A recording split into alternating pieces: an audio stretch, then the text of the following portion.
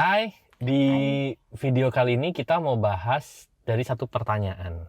Ya. Pertanyaannya bilang begini, bagaimana human design bisa membantu ikigai kita? Gitu ya kurang lebih ya, bener gak sih? Ya, jadi pertanyaannya untuk orang-orang, untuk teman-teman yang udah tahu ikigai, apakah ikigai itu apakah human design bisa membantu kita untuk mencapai gitu, untuk menemukan ikigai Gitu ya. gitu. Nah, bagi teman-teman yang belum tahu, ikigai itu apa, Bu? Ngajar ya. Jadi ikigai itu kalau di bukunya ya sebetulnya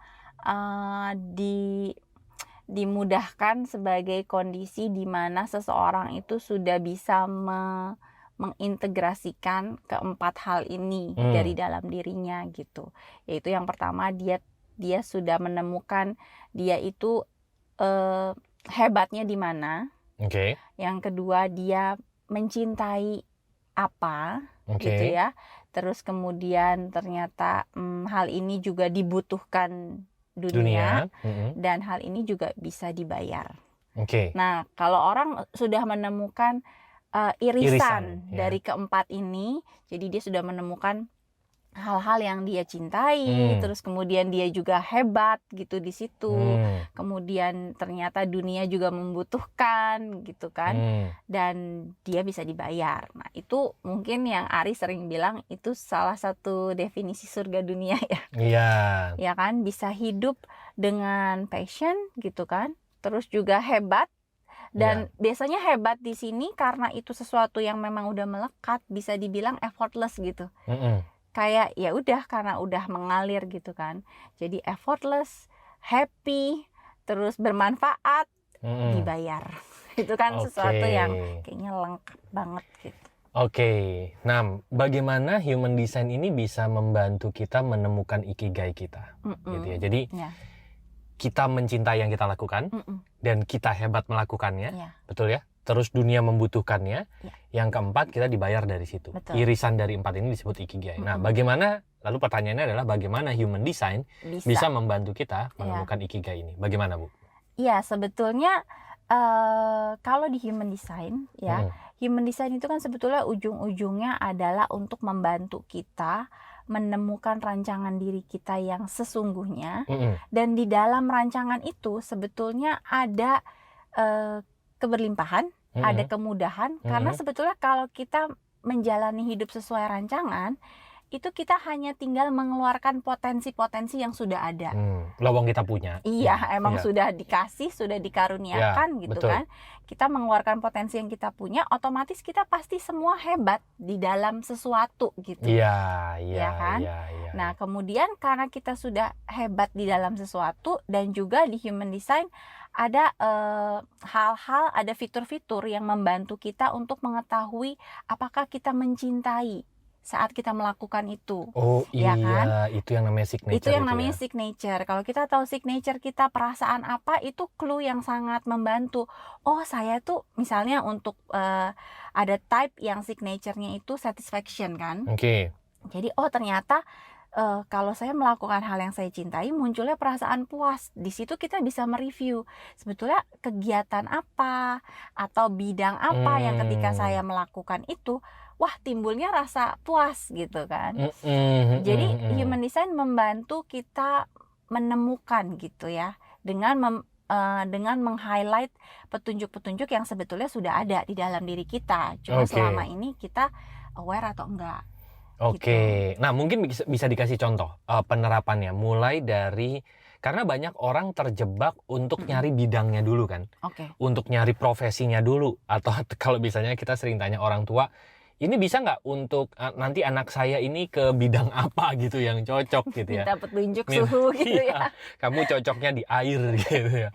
Berenang. Padahal bidang itu kan cuman sarana ya. Bidang itu kan cuman pilihan aja gitu. Betul.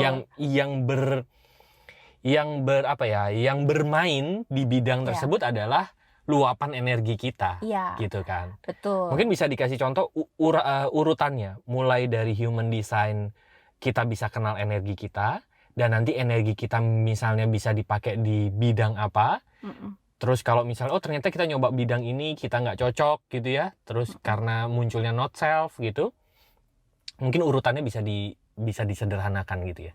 Ya, jadi di human design yang pasti kita akan tahu petunjuk-petunjuk di dalam diri kita yang sudah memberitahu kita apakah kita melakukan sesuatu yang selaras atau enggak, yang kita sukai atau enggak, atau kita justru menabrak gitu ya. Itu ada fitur-fiturnya. Terus kemudian kita juga dikasih inner authority kan. Inner authority itu untuk tahu apakah kita mengambil keputusan yang tepat, yang selaras atau enggak dengan diri kita. Nah, dari dua hal ini aja sebetulnya kita bisa mencermati pilihan-pilihan kita. Ya. Nah, kemudian lebih spesifiknya ketika kita mengerjakan sesuatu, sebetulnya itu adalah ekspresi atau manifestasi energi kan.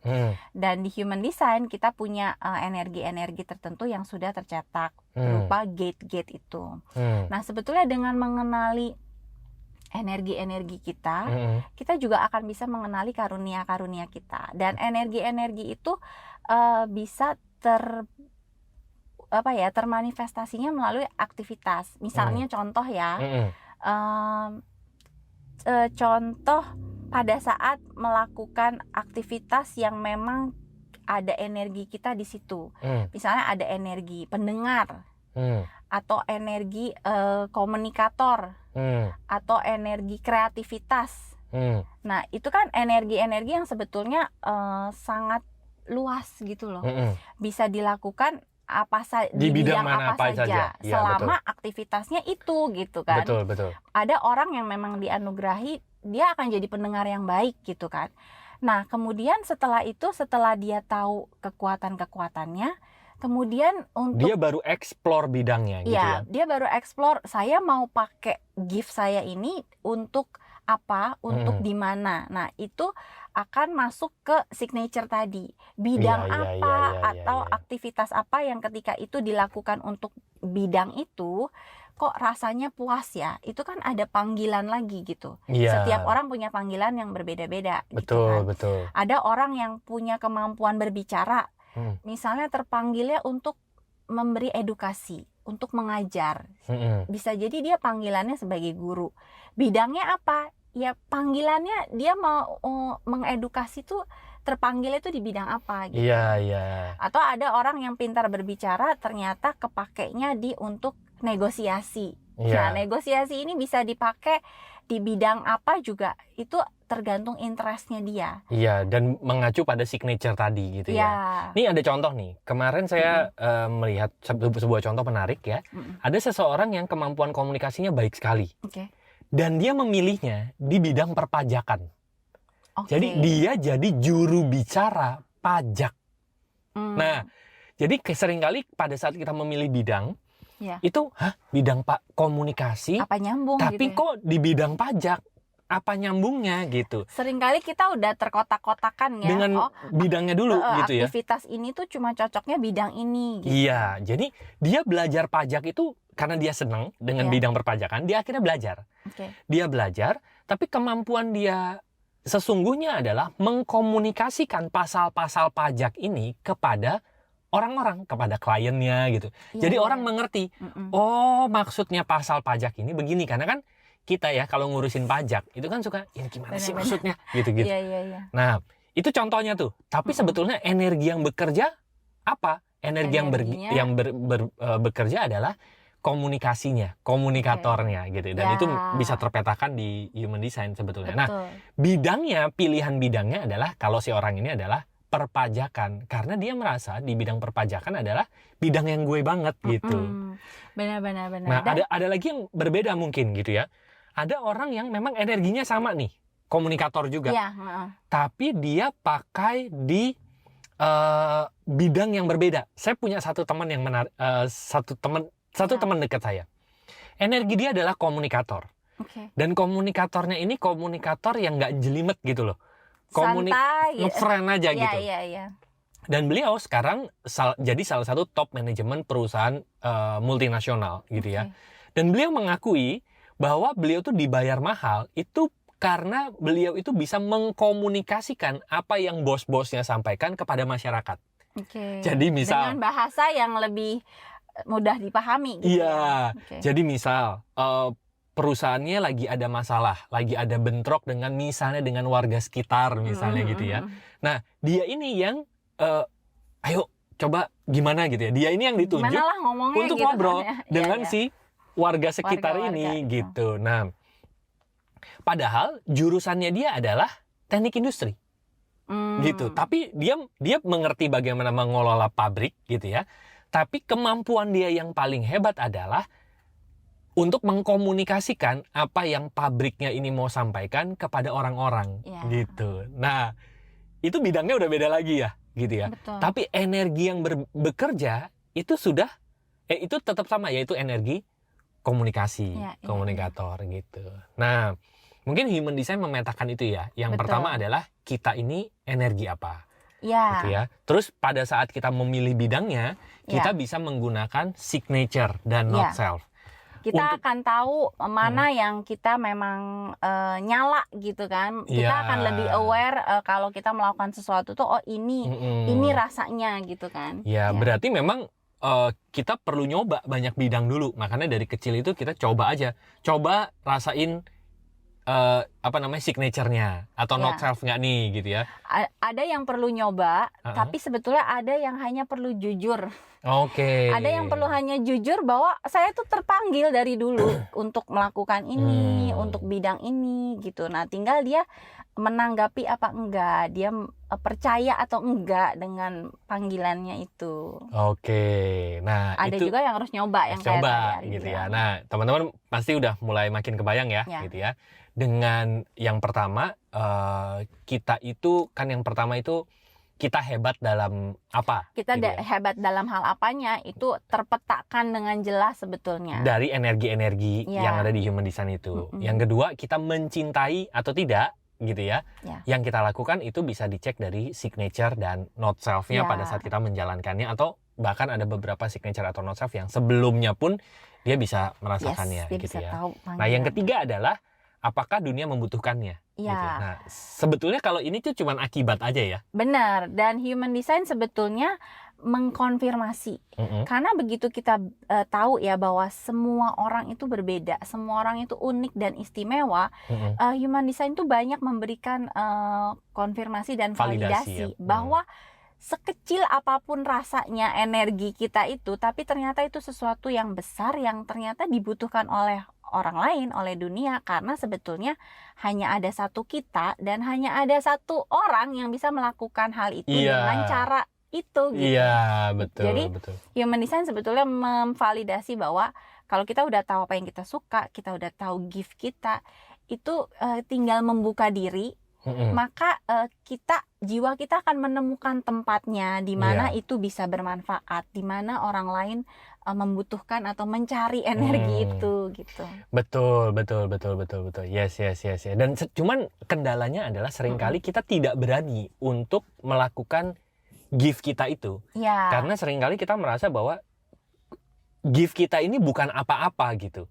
Bukan sesuatu yang populer menurut kata dunia gitu ya. Tapi sebetulnya kalau kita berani untuk menjalani gift kita sesuai dengan cetakan-cetakan energi kita, maka orang akan melihat, ih dia beda nih gitu. Sinarnya itu kelihatan gitu ya. Orang bilangnya apa, aura, vibrasinya beda. Itu aura itu sebenarnya pancaran dari dia sudah berani menjadi dirinya gitu kan. Benar, dan semesta ini kan sebetulnya komunikasinya adalah energi kan. Kalau energi itu sudah dialirkan, maka energi lain akan menangkap ada itu tuh gitu. Nah, selama ini mungkin kayaknya jalannya belum kebuka atau belum ada tempatnya karena kitanya sendiri udah mengalirkan energi itu belum. Kalau belum dialirkan ya gimana mau ada yang nangkep gitu kan. Betul. Jadi sebetulnya yang terakhir adalah kita dibayar karena hal itu gitu ya. Nah, ini sebetulnya efek ya. 3 dan keempat ini sebetulnya efek dari yang pertama dan kedua gitu. Pada saat kita sudah berani melakukannya gitu ya, orang-orang akan melihat bahwa tuh nih kayak cerita teman saya tadi itu ya, yang salah satu top manajemen di sebuah perusahaan itu, anak buahnya itu sampai bilang, tuh lihat ya, si bapak itu nanti ngobrol sama orang gitu ya, nanti tunggu aja, nggak nyampe 5 menit pasti beres gitu. Gitu ya. Selalu gitu. Jadi ayo taruhan yuk, gocap katanya gitu. Sampai digituin gitu ya. Karena Dan karena ya memang itulah dia, cirinya dia ya begitu gitu. Nah, ngeflow aja ya dia ya pada saat melakukannya gitu. Betul. Nah, dan dia mengakui bahwa ya gue dibayar perusahaan ya gara-gara ini, skill ini gitu. Dia menyebutnya sebagai interpersonal skill gitu ya. Tapi ya itu sebetulnya bentukan dari luapan energinya dia. Gitu. Kebetulan aja dia memakainya di bidang industri gitu ya. Sebenarnya dia mau pakai di bidang yang lain juga bisa, tapi mungkin dia nyemplungnya di bidang itu. Betul. Gitu. Dan kalau kita mau cermati lagi di setiap bidang gitu ya, itu pasti akan dibutuhkan teamwork gitu kan. Jadi walaupun bidangnya misalnya kayak film deh, kelihatannya kan yang kelihatan aktor. Tapi kan di balik itu ada banyak sekali pekerjaan yang harus dilakukan oleh energi yang berbeda gitu. Yes, betul. Itu kenapa satu bidang itu bisa diisi berbagai macam energi yang berbeda gitu. Karena mereka berkolaborasi di situ. Betul. Bahkan energi mengumpulkan aja. Iya kan? Benar. Ada ya.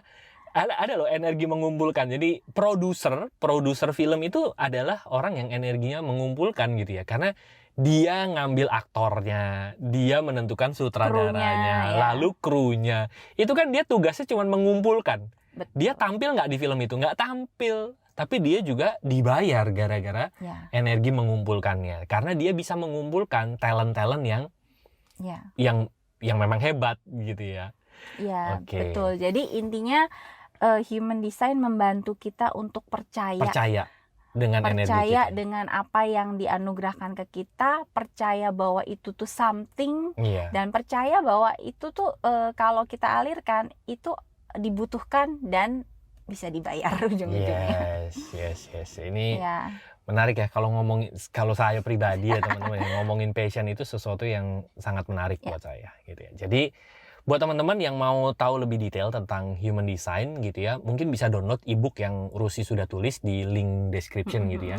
Terus juga nanti ada email series yang mungkin lebih teknis human design ya. Lebih teknis dan juga lebih detail ya buat teman-teman yang suka ngulik ya. Nah, teman-teman bisa dapetin ebooknya gitu dan nanti bisa dapetin email seriesnya itu 101 kalau nggak salah gitu ya, dengan klik link di deskripsi ya. Nah, kita ketemu lagi di episode mendatang. Bye-bye. Thank you.